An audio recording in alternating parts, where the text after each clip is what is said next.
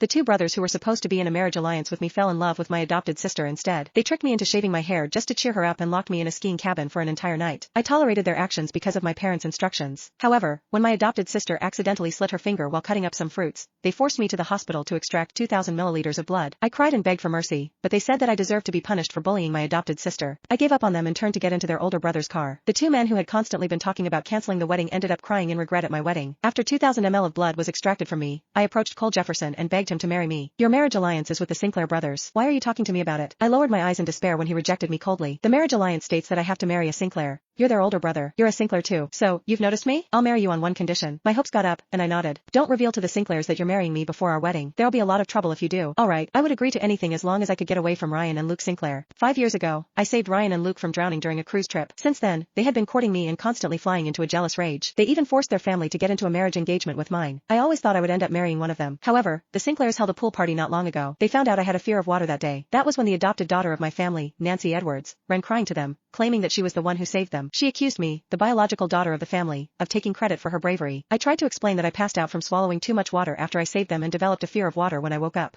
I had not dared to swim since then. Although I provided evidence with a doctor's diagnosis report, they did not believe my words. They accused me of being the world's most unscrupulous heiress. Not only did I bully my adopted sister, but I even took credit for her good deed. I deserved to die in their eyes. I was not a clingy person. I begged my parents to cancel the engagement, but they wanted to be associated with an influential and powerful family like the Sinclairs and only instructed me to focus on preparing for the wedding no matter how hard I cried and begged. There was no other choice. I tried to be nice to the Sinclair brothers, but all I received in return were insults and bullying that were worse than the last. One time, Nancy's fringe was ruined by a hairstylist. To cheer her up, they tricked me into believing they had cancer and needed chemotherapy. They wanted my hair for a wig as I was their fiancé and it would be considered a wedding present for them. I shaved off my hair, which I loved a lot, as promised, but all they did after that was laugh at me while holding Nancy in their arms. You live up to the name of being a scheming woman who wants to climb the social ladder. You're really determined to get what you want. How could you do such a cruel thing to yourself? Do you think you can make us like you because of this? Too bad you're nothing compared to Nancy. You're just garbage that likes to take another person's credit. It doesn't matter that we're engaged. The moment you marry into the family, you would have stepped into hell. Nancy trampled on the strands of my black hair, which was littered all over the floor, with contempt. Her eyes were filled with disdain for me. No one was around to protect me back then, so I had no choice but to let you bully me. Things have changed between us now. It doesn't matter who your husband will be in the future. He'll only love me. With that, the three laughed happily. However, there was one thing they forgot. Ryan and Luke were not the only Sinclairs in their generation. They had another older brother who had long been forgotten, Cole. It finally felt like my life had gotten on the right track after I got out of Cole's car. Nancy kept creating trouble as the wedding date got nearer. Every time she flew into a temper, the Sinclair brothers would torture me just to cheer her up. It drained me mentally and emotionally. I was really exhausted. I might have promised Cole not to reveal that I was getting married to him, but I still decided to stop running after the Sinclair brothers and begging them to love me. When I pushed the door open, Nancy was twirling while dressed in my wedding gown. Ryan and Luke were smiling at her. Their love for her was so obvious. They pursed their lips at the same time when I entered. Didn't you pretend to pass out to get hospitalized? You acted like you had anemia and refused to donate your blood this morning.